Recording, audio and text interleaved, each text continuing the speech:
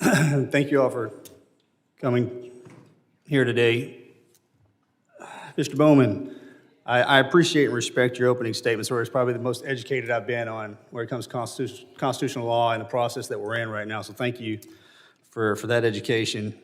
My first question for you, sir, is can you give me the definition of a high crime and misdemeanor?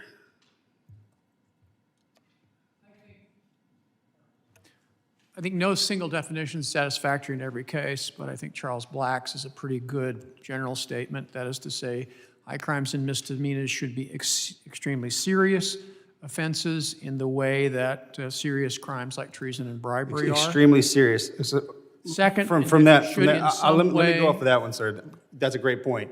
Is the selling of fentanyl inside the United States causing hundreds of thousands of deaths over the past years considered a high crime in your opinion?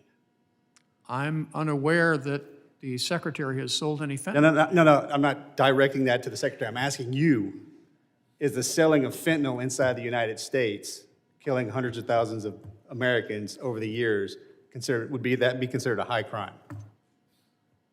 If you could establish that. Boy, that's a yes answer all day long. If you don't say yes, that's bad. That's bad juju. Did that possibly? All right, so let me ask you this one. Aware of no evidence that ever happened. There's no evidence that hundreds of thousands of people over the past few years have died from fentanyl overdoses? I'm unaware of any evidence that Secretary Mayorkas has ever sold. I'm not talking about Secretary Mayorkas. I'm talking about fentanyl deaths. That's what we're here to talk about, are we not, Congressman? Secretary Mayorkas? If you'll allow me to finish, if you'll answer my question, I'm getting to my point. It's your time, so you can, All right, so let me ask you this, since we're unhinged on the fentanyl deaths. Do you consider slavery a high crime? Is there any evidence that Secretary Mayorkas has enslaved anyone? This is getting a little bit more complicated than I thought it was going to be. I want to know if I'm supposed to go back to the folks in my district and tell them that the individual responsible for securing the American borders is falling short because the United States is one of the top countries on the planet for sex slaves.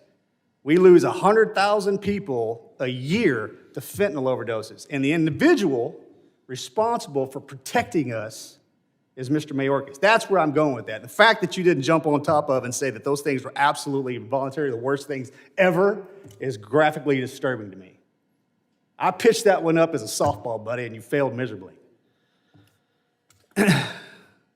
I'm from Texas. I feel this every day. And my colleagues and I, we have our disagreements, and I went down to the border with the other Republicans. I didn't have a polo on. I didn't get behind the podium. I talked to everybody down there that works down there. I talked to the ranchers, the citizens, and they tell me every single day that we are overwhelmed. And Ms. Titus brought up an amazing point. Yes, if we remove Mr. Mayorkas, Mr. Biden will put another Democratic member in that spot. We know that. I'm here for this reason. I'm sending a message that my people can no longer take it. We are dying by the droves. Every year I have to look at the mothers. I look at the mothers and fathers that lost their kids for fentanyl. I look at them every single day when I'm out in the district. And it's all coming across our southern border. Through the ports of entry. Yes, I got it. But if you're responsible for securing our borders, then you better act like it. And this individual is not. And that is the problem, sir. Period. In a discussion. These atrocities that we are seeing, you can't explain. 40 million people are enslaved on the planet. 40 million. And America is leading up top with that problem.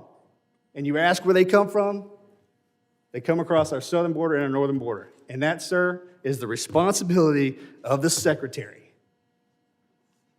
And since he has failed to conduct his job for the past few years, we need somebody else.